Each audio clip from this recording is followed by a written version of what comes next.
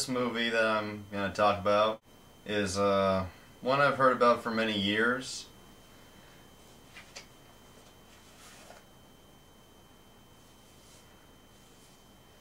When I was little, I was really into Nickelodeon, the Nickelodeon shows on TV and magazines. And every Halloween, or around the Halloween season, Nickelodeon would have a Halloween themed issue of their magazine. And one particular featured pictures and talked about some old sci-fi horror films from the 1950s. And one of them was called Invasion of the Saucer Men. And the monsters in the picture looked kind of goofy, pretty silly, and many years later in Disney World, I went to the sci-fi diner as I talked about back when I talked about Roger Corman's movies, and one of the mini trailers next to It Conquered the World was Invasion of the Saucer Men. And for years I've wanted to see this movie, and the thing is, it's never been released on DVD, only on VHS, and the VHS copies are pretty expensive, or the price is pretty high these days because it's so rare and it's out of print and no one knows how many there are left. But I finally got a copy, and as I said, the monster looks pretty silly.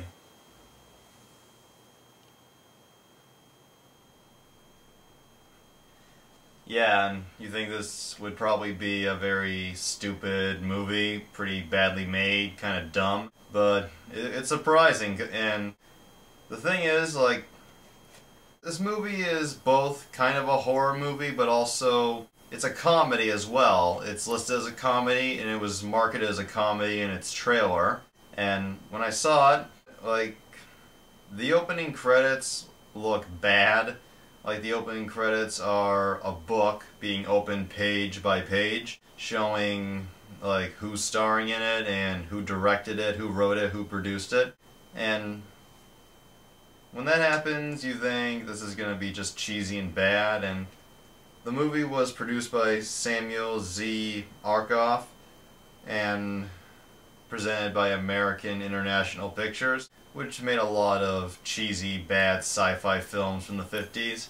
I've seen some of their movies and they are pretty fucking bad, but this was very surprising. Like, it was actually very well made and very fun and enjoyable, and when you see it knowing that it's kind of a self-aware parody of itself, like, to me, it came off feeling kind of like it's a self-aware parody of the movies from its time period, bad sci-fi 50s, and it has pretty much every cliche you could imagine from a movie from this period with this kind of plot.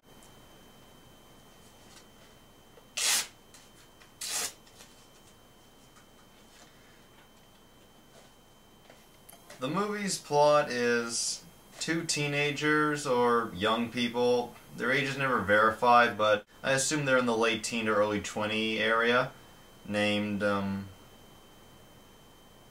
John and Joan meet at Lover's Lane, and they get engaged and plan to elope. Hopes everybody knows what that means in this day and age. And they encounter a flying saucer going overhead, and everybody in the town sees a big flashing light, and you get the cliche of the military coming in, trying to cover it up, figure out what it is, and the two kids trying to prove to the world that the aliens are real. And the premise of this plot is that no one believes them. They're the only two. And as I said, it's kind of a self-parody of its own genre. And what is surprising is this movie can be it is funny. Like, its comedy is really laughable. It really is good. But it also tries to be scary at the same time, and despite this being the monster of the movie, it can be legitimately creepy at certain times. Like, even when in the scenes where I saw the monster for what it really looked like, The way they made it, the way they filmed it, the music they chose, it was actually kind of tingly on the neck, creepy. And despite being very cliche with the genre and the theme, I didn't mind a lot of it because, yeah, it's parodying its own genre. And some of the characters are either very stupid, annoying, and unbearable, but I rolled with it and I didn't mind it. It just worked for me. And the actors all do a very good job. The main two leads, they are what you expect from this type of movie and the movies that came around the time, and like they do a very good job, and they're enjoyable, they're funny, and they're kind of a cute couple. They're very nice to watch. They do carry the whole movie. And there are many other characters that are fun to watch. And another great thing this movie does is one scene, it can be silly, funny, dumb funny, and then the next, boom, creepy and sending chills down your spine, up on your neck, and then it goes right back to comedy, then it can be funny. There are a lot of funny things in this movie to love. Like, there's a scene where they're at Lover's Lane, teenagers parking their cars, making out, and they're drinking beer. And this is the first movie from the 50s where I saw teenagers drinking and doing shit. And pretty cool. I guess the 50s weren't as censored as I usually assumed them to be. And they throw their beer out their car window and just so they can just continue making out. And they're doing it at a farm, and there's this big cow or bull that leans down to the cans and somehow is able to drink it. And then pretty much there's a drunk bull walking around, intruding on the lovers as they make out. And there's a great funny bit where the bull just burps because all the beer. And the military characters, they are annoyingly asshole-ish, like, we gotta cover this up, the public can't know, and as I said, it's making fun of it, and they're being this dumb on purpose. But there's one military character who I really liked. Like, he was reasonable, and the adult figures in this movie aren't really that bad to the kids, like in most movies with kids who see something supernatural and no one believes them. Like, most of the adults in this film are pretty fair. The only adult characters in this who I really would say were the low points of the movie were the police characters, outside of the military characters. Like, the police characters were stubborn, and because it's a self kind of parody, I kind of accepted a lot of the characters and their stupid traits, just rolled with it. But the police were the only grating thing in this movie. Like, they were just a bit too insufferable. Maybe the actors didn't do a good job as the rest of the cast, but other than that, I loved every part of this movie. It just flowed so well. It's only 72 minutes, and it just feels so much fun watching it. The police scenes are a little grating, but other than that, it just flowed, and you never feel bored or truly annoyed otherwise. It's all in very good fun. And there's some pretty neat effects for a low-budget horror film in this movie. Like, there's a scene where one of the alien people gets his hand chopped off, and we see the thing where the severed hand just crawls. And this is very impressive for the late 50s, the 50s at all, because the hand, nothing at all suggests it's connected to anything, and it really looks like it's moving, like it's crawling around. It was just fucking cool to look at. Really awesome. This movie was surprisingly very awesome and enjoyable, and I really love it. And I like a lot of these type of movies. Like, I don't love everything campy, but there are some good, fun camp things to enjoy. Some campy in a bad way that I can either hate or enjoy. But Invasion of the Saucermen was campy in a good way, and I just loved it. And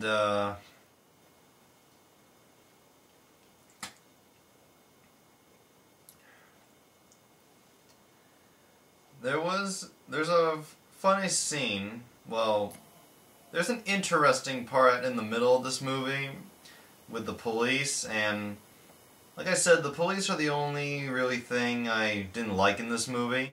There's a scene where the girl's father, who's like this big powerful lawyer, comes to help her and the boy out when the police are being douchebags and there's misunderstanding, that kind of shit. And he seems like kind of an asshole to the boy because he doesn't want him to be with his daughter, and he uses his power to get his daughter out of trouble from the police. Then all of a sudden he says he'll do what he can for the boy. Like, that was the only iffy moment for me. The only really fucking confusing moment, because like he had just been an asshole one moment, then all of a sudden he's like, I'll do whatever I can for you.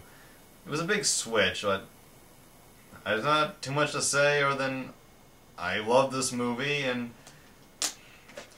it's a shame that this movie is out of print and you can't really get a copy of it unless it's on VHS, and I love VHS, and nothing wrong with VHS, but it makes it harder to get because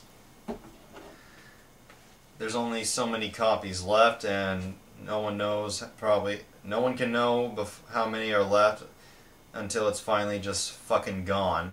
And I really hate that. I hate when movies go out of print, because even if it's bad, everybody should at least get to see it. Like, everyone should see any type of movie. But this is great, and if you can manage to find a copy, and if you can find more than one, like, I just think you should see it somehow. Like, it is available online. If you someone who doesn't mind watching a movie online instead of on home video format, go ahead. I think you should really check this movie out. It is great. Or maybe you'll meet me and maybe I can show it to you. Who knows? Last thoughts. If you have ever seen the movie Big Trouble in Little China and you love that movie, then you will love this. They're kind of similar in a way. They're both comedies, but also, like, Big Trouble is part comedy, part action, and it's self-aware of its silliness and its ludicrousness. And this movie is the same way in being comedy and horror. Either way, if you love Big Trouble in Little China, you will fucking love this. This is a good movie, good sci-fi, good 1950s camp, and at the same time, legitimately good. I loved it, and it was surprised at me how much I loved it, but nonetheless, this is a great little film, and it should not go out of print, and not asking fully of everybody, but if you could maybe try to get this more well known, maybe it could be on a reasonable DVD release. I loved it, and I would say, just because it gave me so much enjoyment, I give it 7.9 out of 10 fucking stars. That's my opinion right now. Just lit me up. Invasion of the Saucer Men.